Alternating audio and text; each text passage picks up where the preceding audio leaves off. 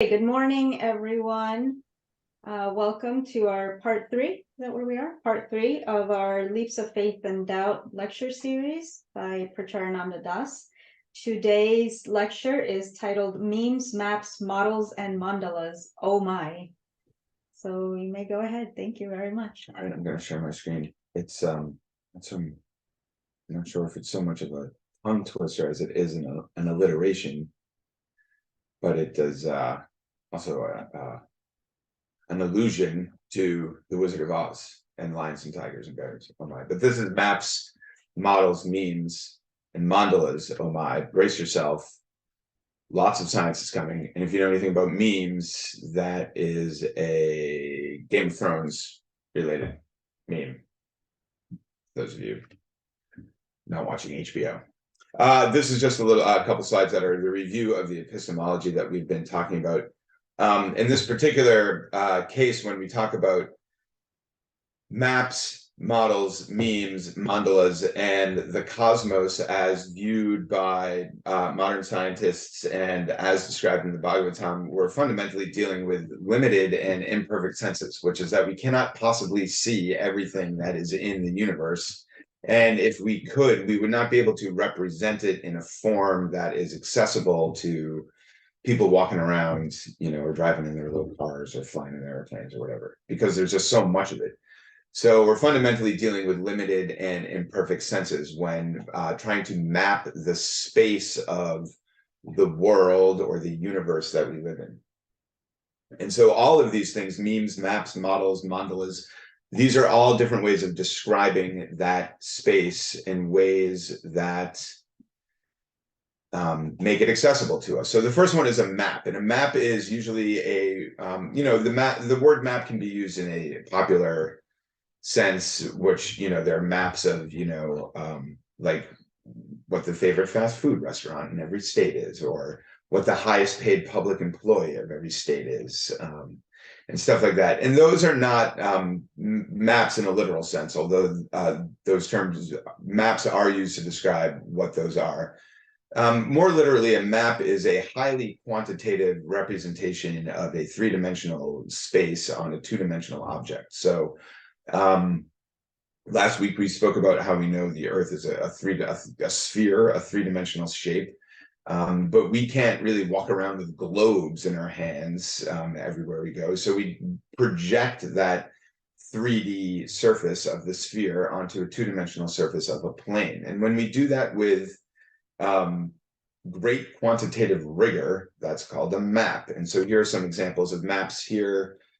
We've got a bathymetric map of the ocean off of continental United States, showing the mid-ocean ridge here, and the continental shelf off the east coast of the United States passive continental margin, and then the San Andreas fault line and the subduction of the Farallon plate up here. And so this map shows all of that with some spatial accuracy as well as some topographic accuracy. These other two maps, which zoom out of the world, they're looking at a much larger area, distort pieces of it because of the nature of the projection. And we will talk about that more in a moment. So this is the classic flat Earth map. This is a North Polar projection, which is a specific type of a broader category of map called an equidistant azimuthal projection. And down here we have the common, or the well-known Mercator projection, which is a type of a cylindrical projection. So there are many different types of maps. I'm trying to get my slide to move forward here. Move forward slide. There we go. For example, here we have two different types of maps of the same object. This is Mount Rainier. And here on the viewer's left, we have a relief map, which uses color and shading to give a sense of the difference in elevation between the valleys here in the green and the glacier-covered peak of the 14,000 plus, the 4,000 meter plus peak of Mount Rainier. Here we don't really see that type of artistry revealing the relief, but we do have these contour lines, which are these dark and light colored, I'm going to say saffron colored lines, and the spacing between each one of those lines represents a very specific amount of elevation gain. So while the relief map shows visually a better sense of the depth or the elevation of the mountain, the topographic map actually shows in much more quantitative rigor how the elevation changes specifically in meters per distance between those lines to the top of the mountain at 4,392 meters. When we talk about mapping, so once again, sorry, just to go back, once again, this is taking a three-dimensional object, a mountain, which has an enormous topographic relief, and putting it onto a two-dimensional plane in such a way that it preserves the three-dimensionality of it. This has been done in globe, mapping the globe. This is one of the earliest known maps of the entire globe, going back to 1665, sorry, by this Dutch guy, De Witt. And you can see that a lot of North America hadn't been mapped yet, but they still had some sense of the scale of the Pacific Ocean. And by this time, by 1665, the scale of the Atlantic Ocean had started to become very well known by exploration. This is a more modern map of the world. This is a typical updated an adaptation or an adjustment on the Mercator projection. This is what we know the world to look like today. And so this map combines the features of the geospatial accuracy or representations along with some relief scaling here. For example, you can see the Marianas Trench, where the Pacific Ocean is starting to subduct, not starting, but has been subducting for quite some time under Japan. Again, you can see the mid-ocean ridge here, perhaps on your screens at home. Oh yeah, you can see it. It's feeling like I'm looking at my screen. So this is combining geospatial accuracy with some sense of relief to make a beautiful map of the world, kind of as we know it today. People have been making maps like this. I'm going to go through a few different types of maps. This is what's called a mnemonic projection, based on from the word gnomon, which is the center pillar of a sundial. And in this case, basically, you're taking a great circle around the Earth and cutting it in point and unwrapping it, or kind of uncirculating it, or what am I saying? Stretching out the circumference into a line is the way this is made. So the gnomon, the central point of this, is the center of the Earth. And a great circle is any circle you can draw around the sphere of the Earth that has that point as its center. So the equator is a great circle of the Earth, but the Tropic of Cancer isn't, because the center of the Tropic of Cancer is a point to the geographic north of the equator. Great circles are used all the time in aviation. If you have frequent flyer miles with an airliner, they calculate the distance between cities based on the great circle distance between those 2 points. So if you take any 2 points on the globe, you can draw a unique great circle through those 2 points with the Earth at the center, with a core of the Earth at the center of the circle. And when you get on an airplane, that's how they calculate how many miles you're going to get on your frequent flyer card, even though in reality, the airplane is probably not flying the great circle due to airline routes and whatnot. So they're scamming you, the airlines, on your miles, is all I'm trying to say. These are very rudimentary maps. These maps were made by ancient Egyptians. Many ancient cultures had mnemonic maps. I can't say this word that well. Mnemonic maps. Often they would make mnemonic maps of the plane of the ecliptic. I'm sure Prishni might have something to say about that. But if you're trying to map a globe onto a flat sphere, the limitation of this type of mapping is that you can only map one hemisphere at a time. And as you go, so if you look down here into the lower left, if you're mapping the northern hemisphere, as you get closer to the equator in that hemisphere, the proportions start to get distorted quite a bit. And you can see here, these are what are called stress circles or strain circles. If you've studied structural geology or any type of civil engineering, you would see that these are quantitative ways of mapping how much something has been distorted by strain or stress. I won't go into the math of that, but you can see that as you get closer to the equator, everything starts to get elongated, and that is a function of the limitations of this type of mapping. An improvement on this is what is called the azimuthal equidistant projection, of which north or south polar projections are probably the most common types. And the way that is done is you take a point anywhere on the surface of the globe, and you put a plane on a line through the center of the globe, perpendicular to that point, or to that line that connects the two things. And then you draw a line from the original point through the point on the globe you want to map onto the plane on the other side of the globe. So here on the left in a north polar projection, the point is the South Pole and the plane is the North Pole. So you draw a line from the South Pole through any point on the globe onto the place where it maps onto that plane you drew at the North Pole. And that's how you get a North Polar projection, which is a map of the UN. This is the UN's flag, I should say. And this is also the typical flat Earth map. I don't know why the flat earthers never showed this one on the right, which is a South Polar projection. So now you're projecting from the North Pole onto a plane on the south. But what you see here distorted is that everything as you get into the southern hemisphere becomes distorted. So the advantage to this is that you can preserve pretty well anything in the hemisphere you're mapping onto, but as you get further into the hemisphere you're mapping from, things start to get distorted. So we have a ring of ice at the South Pole rather than the continent of Antarctica. And in the South Polar projection, we have the Arctic Ocean as an ocean ringing the entire Earth, whereas the Arctic Ocean, especially with the loss of sea ice due to climate change, is easily traversable, so we can have easy sailing routes from the north coast of Alaska to the north coast of Siberia. And interesting that both of those two north coasts are facing each other. So anyway, so this is what's called an azimuthal equidistant projection. And what that means is that from the point you are projecting from onto the plane, you are accurately preserving the direction and the distance between those 2 points. What you're not preserving is the distance between any 2 points found laterally around the circle, which is why you get this ring of ice around Antarctica. So that's not great. Updates on this now are what are called cylindrical. You can also do this with a cone. And so this is basically you take a piece of paper, you wrap it around the globe, and then you paste the globe onto it.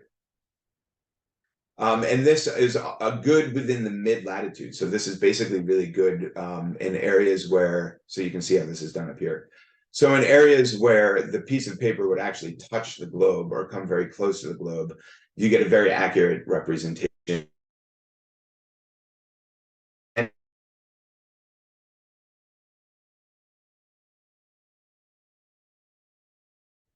you did. Yeah. There you are. And we're back. Okay. But as you get again closer to the poles, things start to get distorted. So this makes Greenland look larger than Africa, which is absurd. And so on and so forth. And here Antarctica is like the entire blob down here. To adjust for this, we use these equal area pseudo-cylindrical maps. So basically what they've done here is they've chopped off the bottom here and they've folded the top over here. So if you take this plane and you kind of fold it back in on itself and chop off the top, you can take this basic cylindrical projection and turn it into this pseudo-cylindrical projection. And the idea here in these types of maps, these are types of equal area maps, that if there's a key on the map and I trace out an area on any point in the map, that should be an accurate representation of the area in that location. So it's trying to preserve area. This map recently won a global prize in design. It's called an orthographic map, and it's considered to be the most accurate map of the Earth available. And here you can see how big Africa really is, even compared to Asia. So Africa is ginormous, is the thing. And you can see that Greenland really here, compared to Africa. Let's go back for a second. So here's Greenland in this map. Here is Africa in this map. And then in this orthographic map, which is like the standard in accurate mapping, this is Greenland right here. And this is Africa. So much more accurate type of map. Anyway, to summarize all of that, the point is that for a map to truly be useful for what it's intended for, it has to preserve a high degree of quantitative accuracy and precision. And what type of accuracy and precision you want will decide what type of map you're going to use. Now that is different than a model. So a model is also something that has a high degree of quantitative detail, but isn't necessarily accurate. A model is somewhat divorced from the reality of the situation, and it's meant to take very complex ideas and terms and processes and put it into a simplified manner, still preserving some quantitative detail. But by necessity, it is a little bit further removed than the accuracy and the precision that you see in a map. So this is a model of the water cycle. So most of the water on the planet here is in the oceans. Water evaporates off the oceans, and that can be quantified based on cells. So you can divide the ocean up into square kilometers, and in each square kilometer, you can quantify how much of that water is evaporating at any given time based on any array of variables within the ocean: temperature, sunlight, daytime, nighttime, etc. That water gets up into the atmosphere, and you can measure how much water is in the atmosphere at any given time, and it rains back down on the earth. And once it's back on the earth, it can take any number of pathways, but eventually it will get into the ocean. And you can quantify a lot of this, especially locally. And so this is a model of how water travels around the planet. It is not a map of how water travels around the planet, but it shows in a qualitative sense, using quantitative variables, how water is moving around the planet. If I wanted to trace the exact pathway of a specific drop of water around the planet, I would not use a model, I would use a map. And so that's where maps and models somewhat differ from each other. Here are some other models. This is a model of the Big Bang. The Big Bang is like literally the biggest theory in science, because you can't get anything bigger than the universe. So the Big Bang is a huge model, and we've just put it here on this little screen. And so by doing that, you have to eliminate a lot of accuracy and precision. It's impossible to do this with a map, but we can model it. And I've put these two different models here because they both show a little bit different things. So the stages of the Big Bang are shown in all of these, and I will talk about the Big Bang in much more detail next week. Not next week. Next week's Mother's Day, the week after. So the one on the top here, well, I'll start with the one on the bottom. The one on the bottom shows, to a certain extent, the scale of the inflation over time of the universe. So in the very beginning of the universe expanded quite a bit. And then over time, the scale of the rate of the expansion has fluctuated. And this model here shows that with some degree of quantitative accuracy. The model up here on the top does not show that. It shows basically the universe just expanding, and then it's just, expanding. But it doesn't show the actual scale of the expansion over time. But what it does show that the one on the bottom doesn't show is the scale of the redshift over time. So here at the present day, if we're viewing objects that are galactic neighbors, present day stuff that's not taking up all that long for light to get here, the redshift is basically zero. We're all traveling together in a galactic supercluster. But as you look further and further back in time, the redshift starts to become more and more pronounced. So this model here on the bottom shows the scale of the expansion of space. This model here kind of shows the scale of the recession of ancient galaxies from us, according to the redshift. So there's quantitative accuracy here. They're showing different objects of quantitative accuracy. But in doing so, they can't show the whole thing. So you cannot really map the Big Bang, but you can model the Big Bang. Here's another example. This is a model of the tree of life. And so this one starts here in the middle at about 400 million years ago, or 4 billion years ago. And slightly after that, where the white line starts in, we start to see the first fossilized evidence of life on Earth. And from there, everything splits out over time. So the axis down here on the bottom is starting in the middle at, let's say, time 0, and is going out in both directions to the present day, today. And so this shows the tree of life, how it has blossomed over this time period and through all of the different kingdom of life. And if you zoom in on this, this is a low resolution image for the PowerPoint. If you zoom in, you can, there's actually, this is all labeled in very intricate detail. And so you can see where things died off. Here you can see these curves. These are the times. So here's a mass extinction event. Here's a mass extinction event. Here's a mass extinction. And so there's some quantitative accuracy in here too regarding number of species over time. But obviously we're not building a real tree of life. That would be bigger than the planet. That would be enormous. So we can't do that. So those are models. Now slightly less attached to quantitative representations are memes, which still portray specific ideas and qualitative, what's the word I'm looking for? Meaning, a direct meaning, but they do it without really any quantitative detail. And they do this symbolically, but still conveying a culturally specific meaning by using a particular phenomenon or theme. So this is a classic meme. If we could start making classic memes again, that would be great. And I don't know how many of you have seen the movie Office Space out there, but if you did, you'll get the meme. And if you didn't, you won't get the meme, but you should go see the movie Office Space. I do not think that means what I think it means. I think we all get the Princess Bride reference here. And then finally, for the devotional crowd, terrible singer you are, chant with your heart you must. So this is a, well, what was the definition here again? It's a symbolically and culturally specific meaning. So the symbol here is Yoda, who we all know talks backwards. And the culturally specific meaning is that there are a lot of terrible kirtan leaders out there, but the point of the kirtan is not to be a good singer, it's to sing with your heart. So terrible singer you are, chant with your heart you must. It's portraying a culturally specific truth. But there's no real data in here. It's just symbolic. And so that's a meme.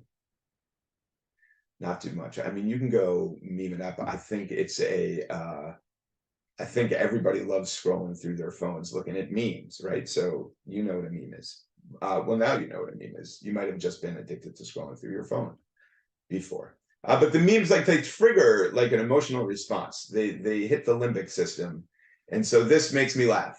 This brings me back to my childhood. This makes me yearn for deep pulp wisdom of the great sages of Hollywood, like Yoda and Mr. Miyagi and Obi-Wan Kenobi, those great people.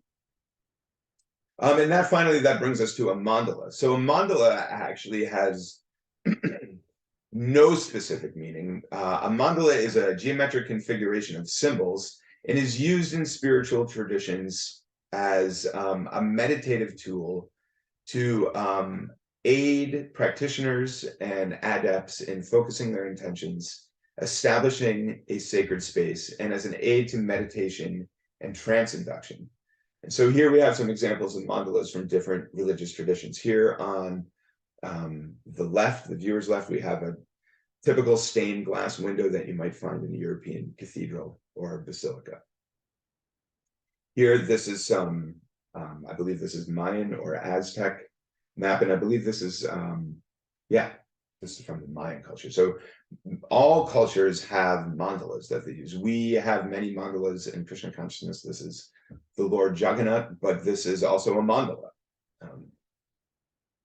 This is a kind of a new agey mandala, I guess I'd say, but this is also showing the artist's palette and what happens when you overlay colors. And so this is also used, I believe, in Celtic and Wiccan types of spirituality to portray the flower of life. This is a mandala that's used by indigenous people of North America all over this continent, called the medicine wheel. And the medicine wheel itself is just the symbol with the colors in it, but it portrays also cultural meanings to the indigenous people that have been grafted on here, for those of us that are not, initiated into this stuff. But the different parts of the medicine wheel represent different parts of the cycles of nature. Here we have a mandala, which is a map made by Ptolemy of the motion of planets around the geocentric geosystem. So the Earth is in the middle, and this is how the planets move around the Earth. This is also a mandala.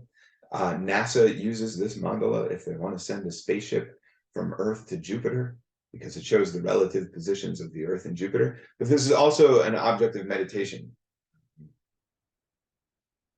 These are some yantras. So in my 9th grade geometry class at the Bhaktivedanta Academy, the first unit that we do is about transformations of two-dimensional space. And their final exam of that unit is they have to make a mandala, a yantra like this, and then describe mathematically how these things are constructed, starting with a single point and using the language of mathematics. So if this is point A, you can translate point A to point B, and then you can translate point B to point C, and then to point D, and then you can make the shape at the top, and then you can rotate the shape all around. And so these are geometric figures, but these are meant to create a sacred space. I don't know what all these mantras are. And now we come to the crux of the matter. I don't know if anybody's even listening, but does anybody recognize this mandala? This is the description of Jambudvip in the 5th canto of the Bhagavatam. This is a mandala of the Bhu mandala, as described in the Bhagavatam. This one shows the vertical dimension with some degree of quantitative accuracy, and then it shows also the horizontal expansion of the 8 concentric rings with no scale. But you can see that there's something similar between these mandalas and these descriptions of Bhu mandala, which is even described as a mandala in the Bhagavatam. Here's a different artistic representation of the description of Jambudvip, not Jambudvip, of Bhu mandala, sorry. With the nested oceans and islands. Here's one with an attempt at accuracy, scale accuracy, but I don't think so. These are, so we also do, with my 7th and 8th grade science class, we also do a project where in science class, as a matter of learning about scale and proportion, they have a test, final exam, if you will, to draw a scale map of Bhu mandala. And this is, so the challenge immediately becomes, how do you fit this on a single piece of paper? Because if you, so we use the metric system because we're scientists and we're at an international school. And so if you try to use a 1 centimeter scale for the inner ring of Jambudvip, by the time you get out to the last 3 or 4 rings of Bhu mandala, you're way off the page. And so then the next thing is, well, can I do it with a millimeter scale? And if you do it with a millimeter scale for Jambudvip, so I think the scale is a millimeter per 100,000 yojanas, then you can get the biggest rings on the page, but you can't see any of the inner rings because the scale is too small. So you can't see what's going on there. And so from a scientific perspective, the challenge is, how do you draw this all on one page? And here are some examples of some kids in the past. We did have a kid this year who tried to do it logarithmically. 8th graders don't really know much about logarithms, so he didn't get it exactly right, but it was a very noble attempt. Here's one last mandala that I want to present, which is the journey of consciousness into matter. This is something that is described in the 2nd canto of the Bhagavatam.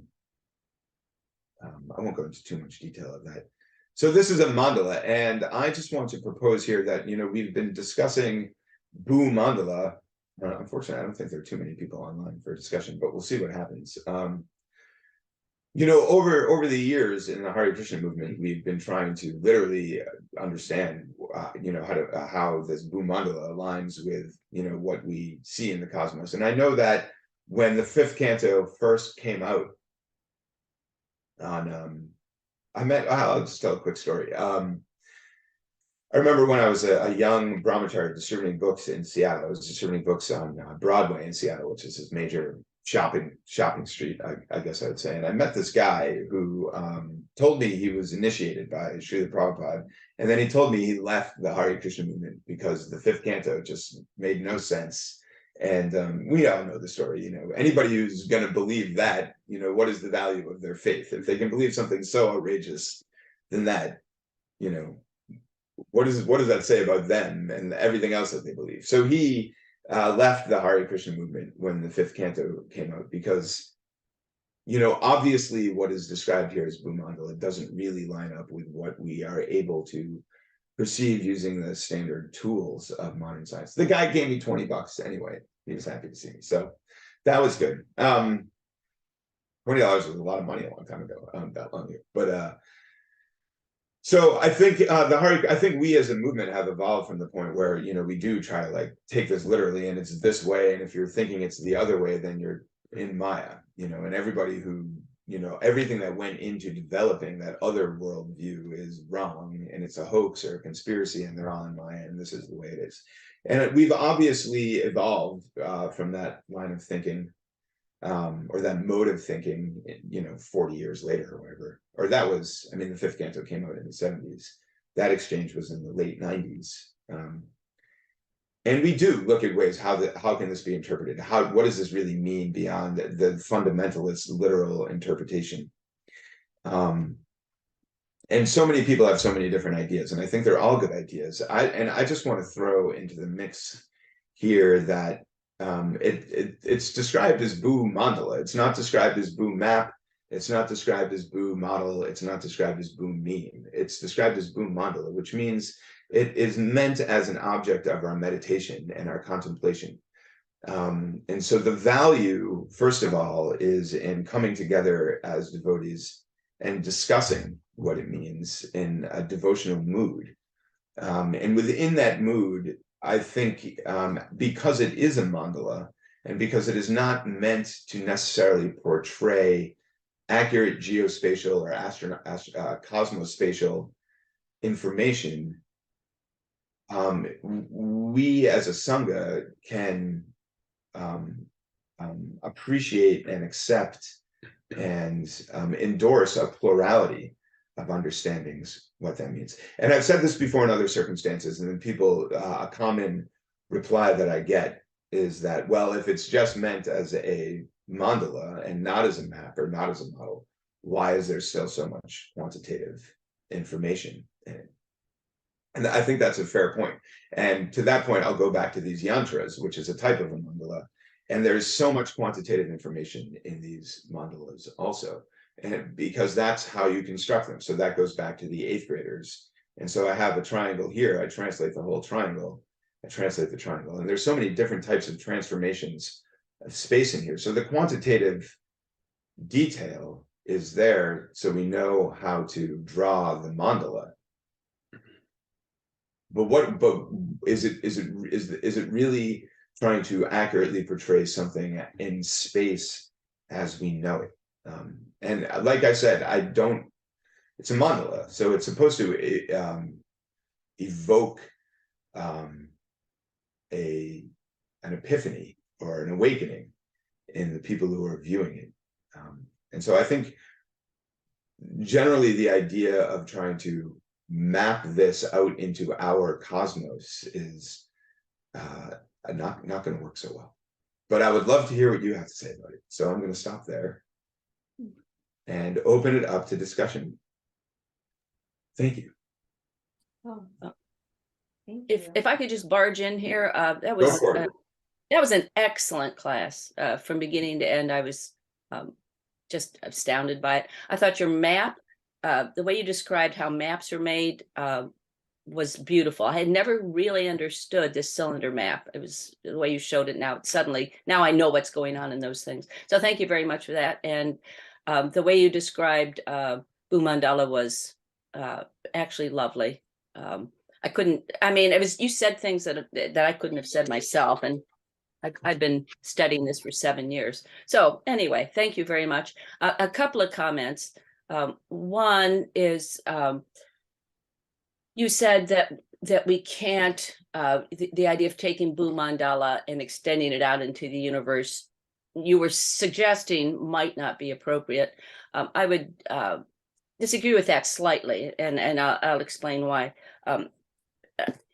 If you take, so we have these, they're quantitative, but if you look at them as proportions, then you can actually extend it any way you like, correct? Yeah. So, of course, Sariputta is famous. He extended it because the numbers are there, they happen to line up with the orbit, that the diameter of Bhumandala happens to line up almost exactly or very closely. I think it's 90% accuracy with the orbit of Uranus. So then if you extend it to that, then you see that the rings do line up in an amazing way with the geocentric orbits of the planets. But another interesting thing that most people don't know is that Antardweep, in his model that he's doing for the TOVP, he did the very same mapping that azimuthal equidistant mapping, did that kind of, it's, it's a polar projection, but he lined that up with Saptadweep.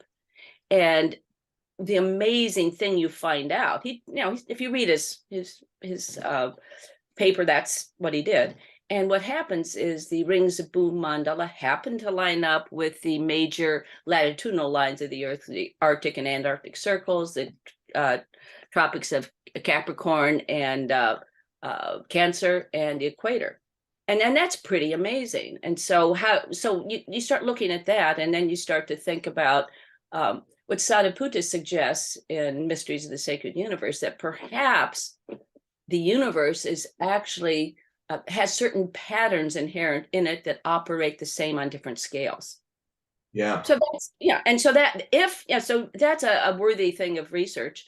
And so our Dvija, Govinda, has been doing research along those lines, extending some of these quantitative distances that are given in the fifth canto out into the universe in different ways. And of course, the logarithmic thing, of course, is a shoe-in. The one he does, I think, is most interesting, and he does a inverse proportionality transformation depending on the length of a lifetime on the different locus.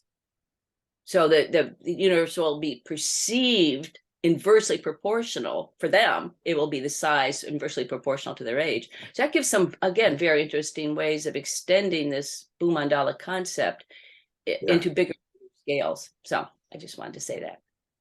Thank you. Yeah, all fantastic points. I think, and that's what I mean by the purpose is to come together and discuss it. So Dvija or whomever is like, they found a thread in there, and they want to follow that thread, and that is research, and that's fantastic. And he may come to a conclusion other than what Antardweep came to. But the purpose of the mandala is to spark the meditation, which is what the research is. Yes. So that's all fantastic. The other fantastic point you made, and I was really happy to hear this, is that with a mandala, there's so many different ways through meditation that you can come to understanding it. And I think especially because Bhumandala is described in the Srimad Bhagavatam, which is the literary incarnation of God, we can expect some really almost, you could say unlimited, but many, many, many different things that meditation on Bhumandala, different realizations that you can come to, and different lines of research that you can pursue. And I think that's an extremely important point, which sometimes we tend to forget. Yeah, that reminded me, there was another point that I wanted to make in regards to this, Prishni, and this is a little tangential to what you just said, but it did remind me that I wanted to say this. There's, when in the Bhagavatam, when it starts to talk about Bhumandala, the nature, it's because you said the literary incarnation. So the Bhagavatam is the literary incarnation, it's literature. Like the Bible is also literature. So people take the Bible to be their canon, and Judeo-Christian Islamic traditions, they are people of the book, and the book is the Bible. But the Bible is also a piece of historical literature that's telling stories of these tribes that lived in this one little area. The Bhagavatam is also literature in that regard, and in it being literature, it also uses different literary tropes. And one of the literary tropes that it uses is that it changes the nature of its language. And so there are times when it uses a very direct, the standard Sanskrit quatrain meter, right? Savai pum sam paro dharmo yatho bhaktir hokshaje. And so that very direct 1, 2, 3, 4 meter. There are other times where it uses a little bit of an expanded meter. There are other times when it uses the longer Brahma Samhita meter or whatever. And I remember, and then when it talks about the dimensions of the universe or of Bhumandala, it switches to prose altogether. It abandons poetry. switches to prose. And I remember we had this discussion when Harikesh gave a presentation here back in the winter time, and Advaita and Sridhananda Maharaj were also on the line. And I asked this question about why does the meter change like that? And at least those two guys, who I think have some knowledge of the Bhagavatam and Sanskrit, they were in agreement that the more poetic the Bhagavatam's language becomes, the more abstracted the content usually is. So when it's using that really direct meter, the one that we find throughout the Bhagavad Gita, in the second chapter of the first canto, where it's just like direct instructions, it's that shorter meter. But as the meter starts to get longer, the material starts to get more and more descriptive and allegorical, to the point where we come to prose, which is the opposite of that short, abrupt, sort of aphoristic type of meter. And so for me, that is an indication that this stuff is not meant to be taken as literal philosophical truth. This stuff is meant as a description of a drawing. It's a description of a map. Sure, it could be, but how to decipher that? I think this is, there's not one right answer. There are many right answers. No question on Yeah. that. So I really appreciated that, because it just gives us, and I think you spoke about this last week, of how to read what we're reading, how to understand. And so the mandalas as being symbolic diagrams of something else, something that we're meant to meditate on, and like Krishna said, have realization about. And you're saying decipher, and that there are more than one, more than one thing. Can you elaborate on that, on what it is that we're supposed to be meditating towards? Well, this is what Maharaj Parikshit kept telling Sukadeva Goswami when he was going off on these tangents about the universal form and the districtions of the cosmos. Is, again, that's great, but can you tell me more about Krishna? Can you tell me more about Krishna? is really where this is all going to. So these are, descriptions of Krishna's creation, and because they're emanating from Krishna, they are beautiful as such. And in discussing them in the mood of understanding that they're Krishna's creation, we are engaging in Krishna Katha, which is purifying our consciousness. And Krishna has so many hooks into Krishna Katha, right? Some people, they will just read the Krishna book and hear these stories of these demons, and Krishna killed that demon, and Krishna killed this other demon, and then there was a marriage, and then this princess got kidnapped, and there was a big war, and they're like, oh, this guy's super cool. And so some people are attracted to Krishna on that level. Other people are more analytically minded, more scientifically minded, maybe more naturally curious about the world around them. And so the Bhagavatam also contains information concerning that for those people. So there's Krishna is a hook for everyone. Krishna is the all-attractive supreme personality of Godhead. So some people are naturally drawn to discussions of this aspect of Krishna, and so therefore this is available to them. Sita, you want to?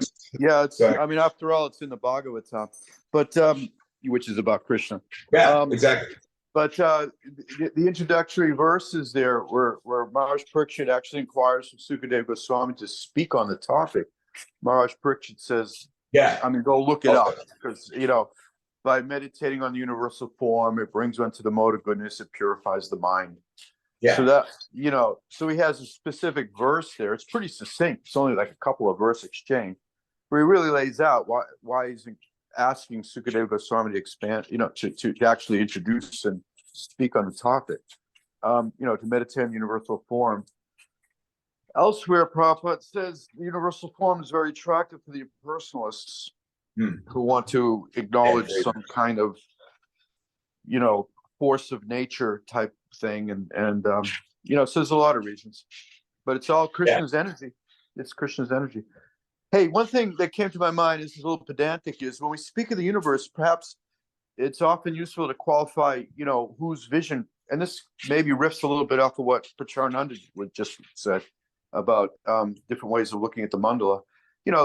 scientific, how we observe the universe, or how scientists observe the universe, or how physicists at Stanford University Nuclear, Development Institute observe the universe, or because there's unlimited ways to perceive the material energy, and so it's not like some standards. I mean, we're, as conditioned souls, we all kind of tend to think, at least I do, what I perceive is kind of the standard, and I'll make room for everybody else. So it's also riffing on that. There's unlimited ways to look at this, in one sense.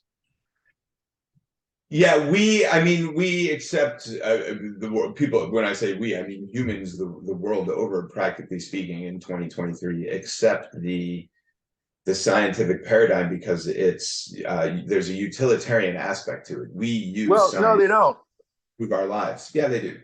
No, they don't. Who doesn't? Have you ever followed American politics? Well, okay, hold on.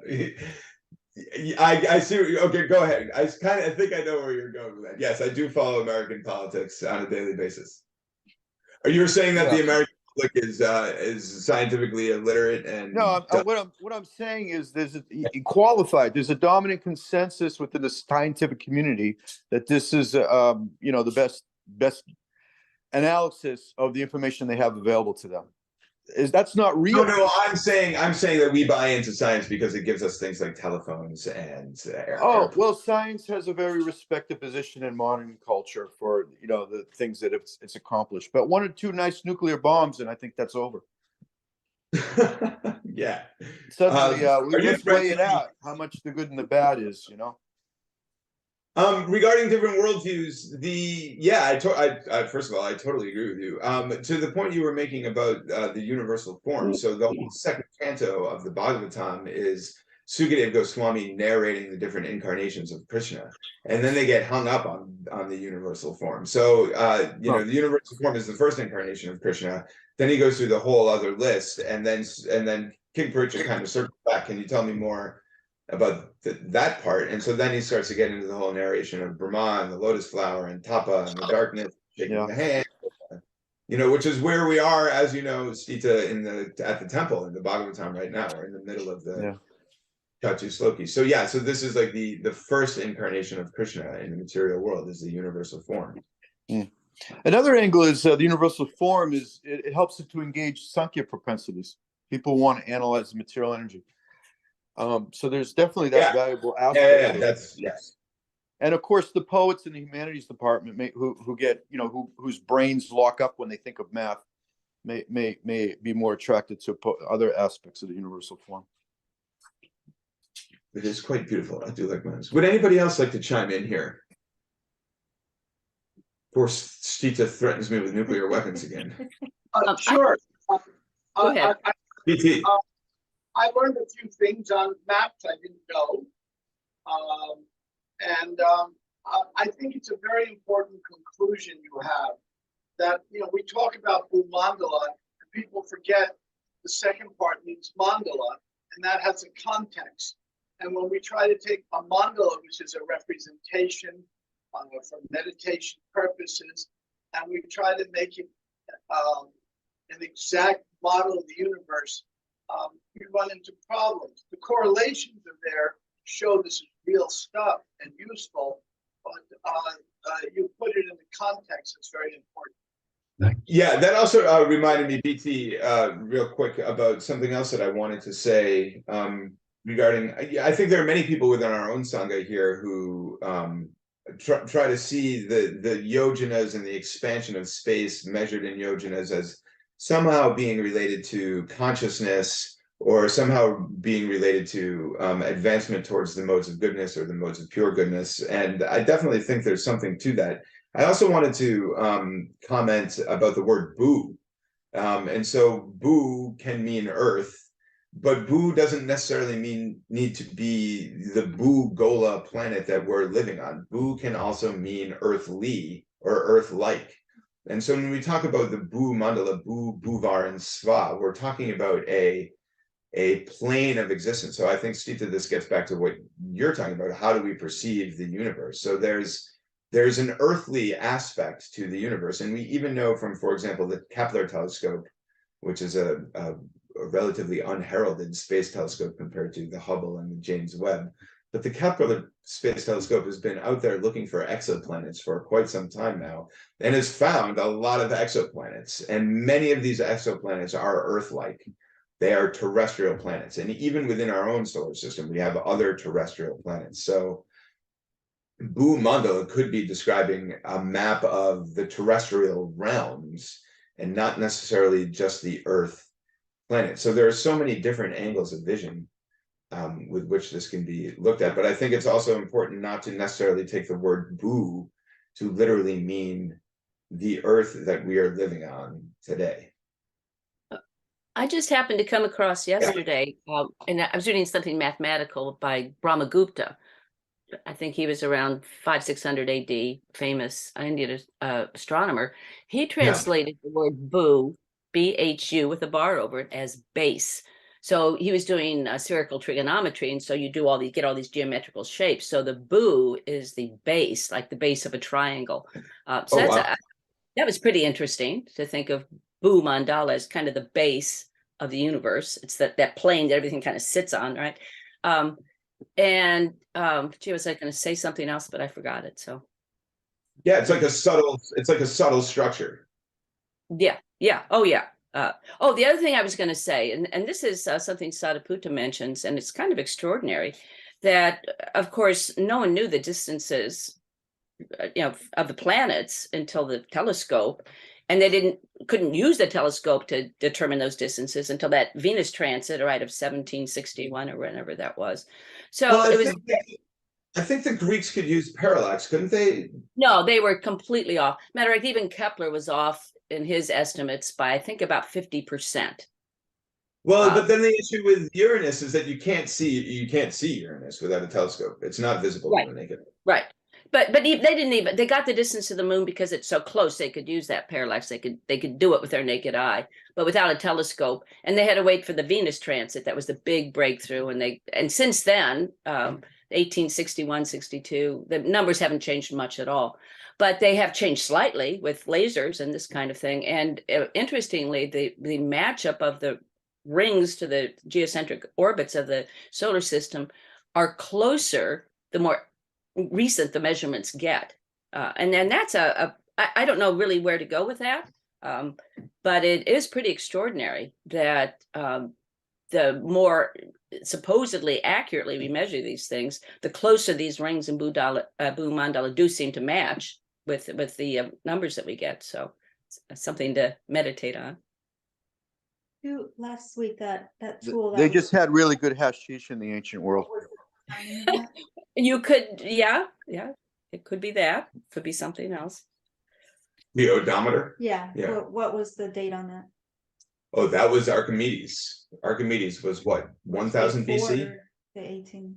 Oh yeah, no. It was he was in Yeah, I looked it up. They credit Archimedes. They don't have exact information though, but they tend to credit. I mean, there's circumstantial information. The Romans are using it widely. There's accounts of that. Greeks, Alexander got such accurate. His people got such accurate. Yeah, it was really Alexander that was.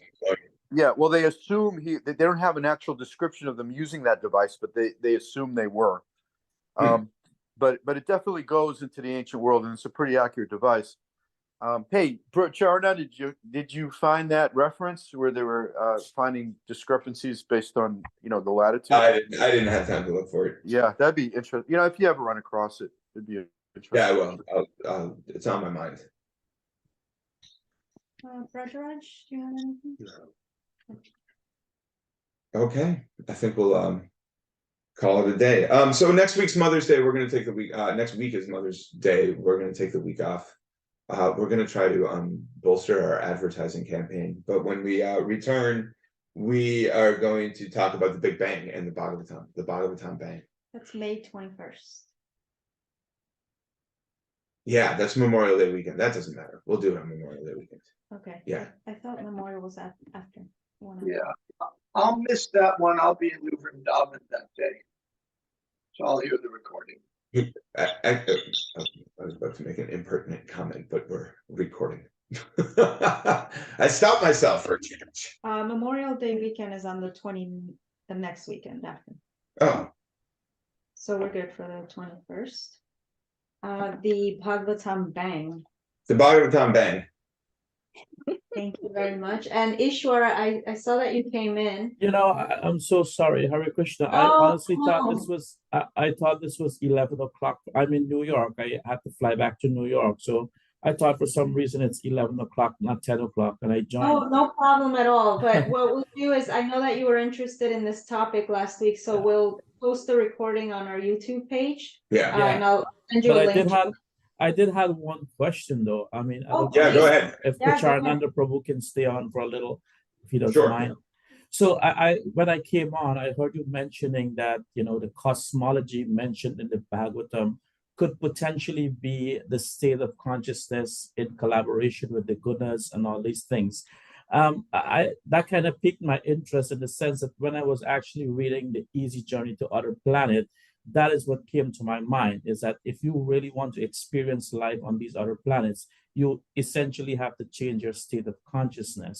Now, is that how I should interpret it? That's number one.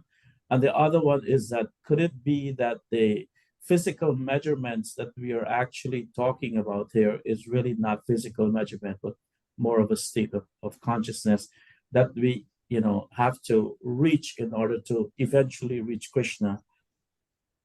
Yeah, I mean, I'm contending that the quote physical measurements that are in the Bhagavatam are not physical measurements at all. Prishni is presenting some evidence that they could be physical measurements, and other people have done so as well. So I think that is open to interpretation, and and the thing is, interpretations other than mine. What really confused me a little more is that I was looking at the PPT that Krishniji said yesterday, and I saw that Prabhupada mentioned that if the moon landing was a fact, how come the astronauts did not see the Chandra civilization on the moon planet?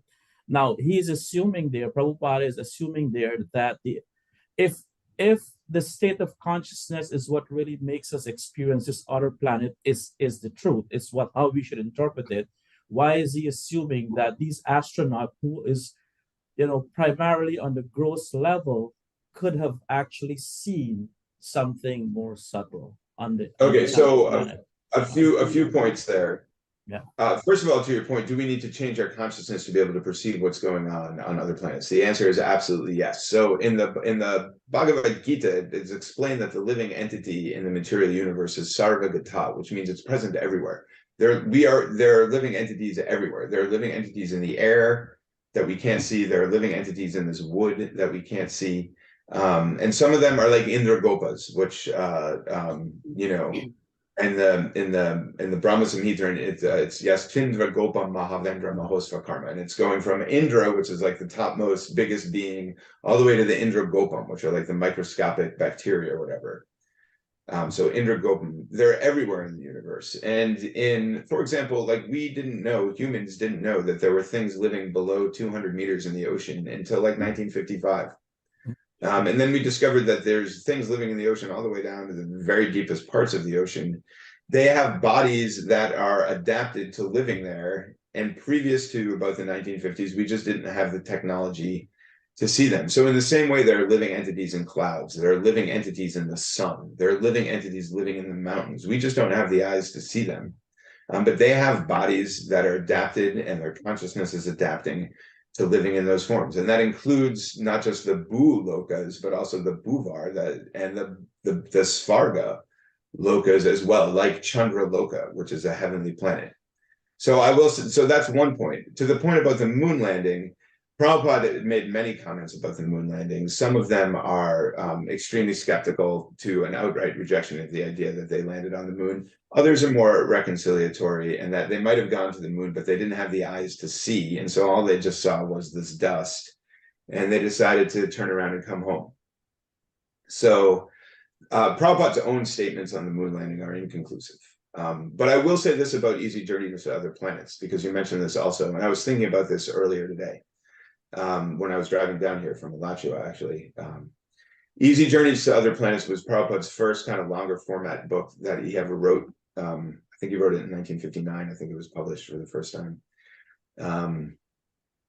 And he's mostly drawing on this scientific trope of matter versus antimatter to make his point. He's not really commenting on the up-to-date knowledge of what matter is and what antimatter is. He's using this juxtaposition to make his own point, which is that there's a spiritual world that is beyond the purview of the material sciences. And that's what he's doing with that book. He's not making a commentary on matter versus antimatter. And in fact, and of course, I don't mean to be critical of Srila Prabhupada, his understanding of what Prabhupada said that point blank in the introduction to the original edition.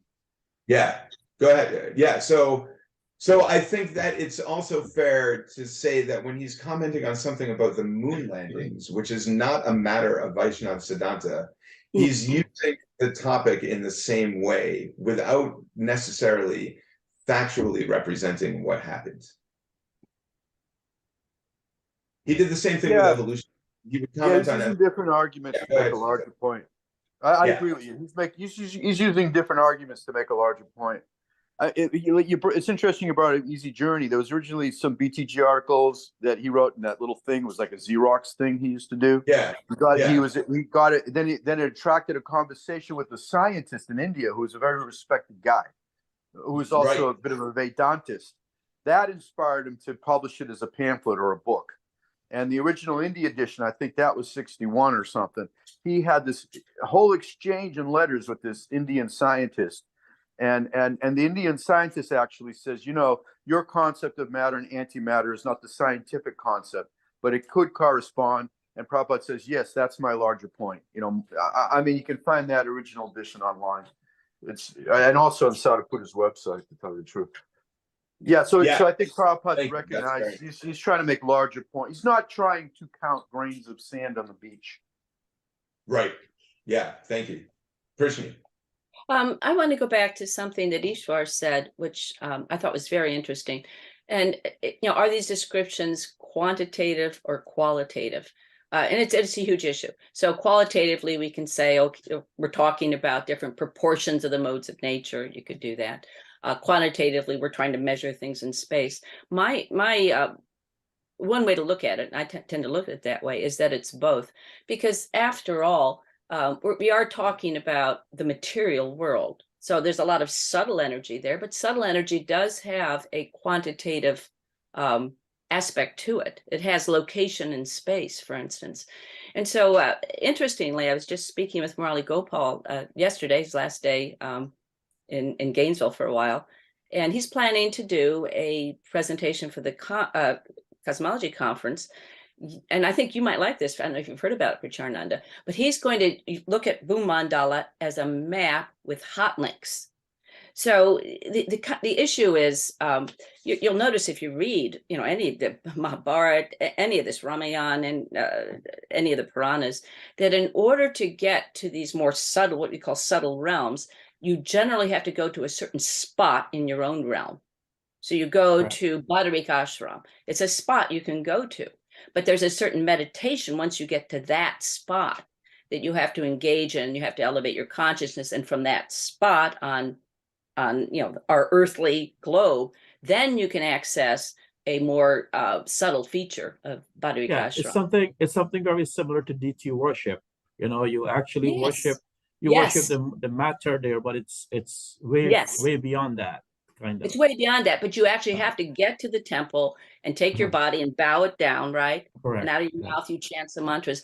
Excellent. Actually, Adutta Karma gave a talk at the Cosmology One workshop where he said that very thing. He compared the description, the Virat Rupa, to the Archa Vigraha, that it's material in one sense. And so you can't just say, well, it's the Archa Vigraha, so I'll just not bother to go to the temple because I already know Krishna. No, you have to go through those things. Yeah. And I think when you see the description of the universe in the fifth canto, there's both things. Sariputta actually made the point, and this is very interesting, that even the spirit soul, which has nothing to do with material energy, does have a location in space, namely in the body that happens to be inhabiting, because we don't have universal access. We're actually very, very clearly and specifically located in a certain spot. So there are quantitative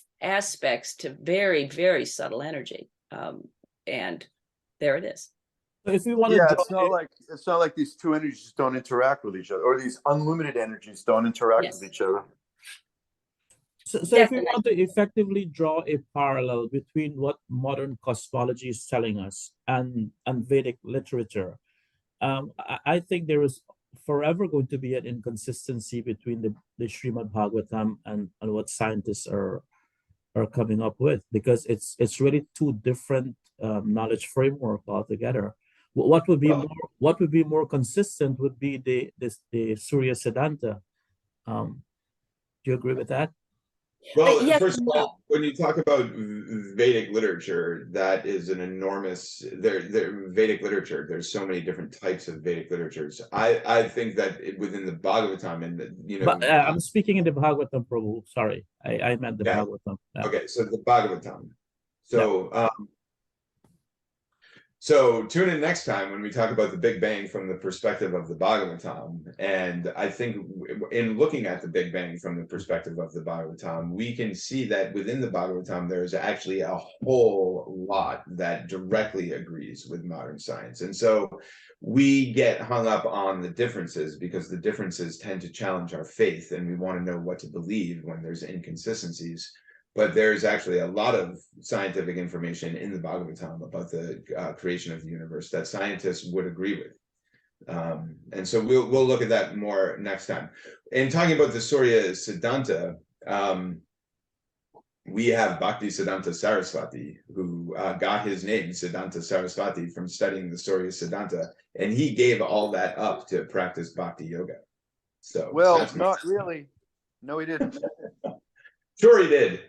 No, he didn't. He was publishing almanacs right up to the time he took sannyas and started to go to the monk. Then he gave it up. No, he didn't give it up. He had other things to do. He never gave it up. Here's the deal.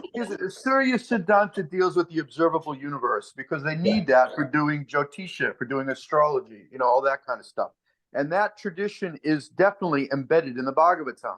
So it's not like these are two different traditions, the observable and the Puranic cosmos, by those who practiced, at least as a hypothesis here, because they were well aware of both the observable realm, which is required for Vedic culture, for religious states. So what I'm hearing, Prabhu, is that the Srimad Bhagavatam has both knowledge framework, one that comes from the consciousness level as well as one that comes from the observable level. It sure seems like it encompasses everything. It's the literary incarnation of Krishna. So Krishna is Om Purnamada Purnamidam Purnat Purnam Udachyate, that Krishna is the complete whole, and anything that you separate from the complete whole remains as it is. And so that's the Bhagavatam. The Bhagavatam is like a holograph. If you take any bit out of the Bhagavatam, you can unpack all of Krishna. And so I think, because our brain work either or, right? That's the nature. Well, of I think that is the limitation of your brain. Problem's us. What's that, Sita? I think he nailed it right there. I think the problem's us.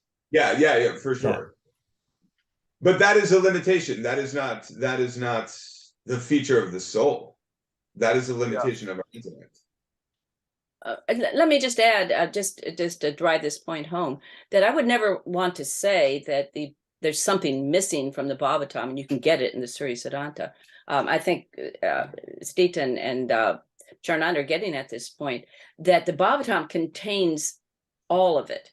And embedded within the Bhagavatam, you can actually see how this knowledge from the Surya Siddhanta, although it's not spelled out, because that's not what the Bhagavatam is about, but it's worked in. And so many verses of the Bhagavatam indicate a planisphere model, And the planisphere model is the model used in the Surya Siddhanta. So, to me, I say, okay, the Bhagavatam assumes that the basic information, which would be astronomy, which is basic education back, up until recently, everybody was trained in astronomy in any kind of higher education. And so they assume all that in the Bhagavatam, which is the graduate study. But I would never want you to think, or anyone else to think, that somehow the Bhagavatam is only for the qualitative thing. And if you want to get any other information, you have to go elsewhere outside the Bhagavatam. Okay. There's certainly references in the Bhagavatam to these sort of things that, they would have to know the observable universe in order to do Jyotisha horoscopes and have religious sacrifice and all these things. But like Krishna just says, I don't think the Bhagavatam is worried about it. That's not. No, I think Krishna is right that it's assumed that they knew this in the Bhagavatam, and they're uncovering deeper layers of it. In fact, so it's like Krishna said about Boo, it's like there's a foundation of understanding already in the Bhagavatam that is then being built upon with things that are admittedly beyond. The Bhagavatam itself admits that it would be beyond the purview of people like us, right? I mean, the Bhagavatam is for people who are free from envy, which is definitely not me. But because of the mercy of Srila Prabhupada, we have the Bhagavatam anyway. There's no way Gargamuni could have casted Krishna's horoscope unless he was well aware of the observable universe and how to mathematically quantify it. Yeah, that's a great example. I like that. I'm going to steal that from you. That's a good one. Yeah. All right, folks, it's 11:15. We've all got lives to live. And thank you for staying back 15 minutes to answer my questions. I appreciate it. Thanks for chiming in. I hope you get a chance to watch the rest of it. Like Leela said, we'll post it online. Yeah, please send it. Thank you. Thanks for coming, everybody. So we'll be 2 weeks from now. We'll be together again. Thank you. 2 weeks from now. Okay. Yeah. Thank you. Yeah. Okay.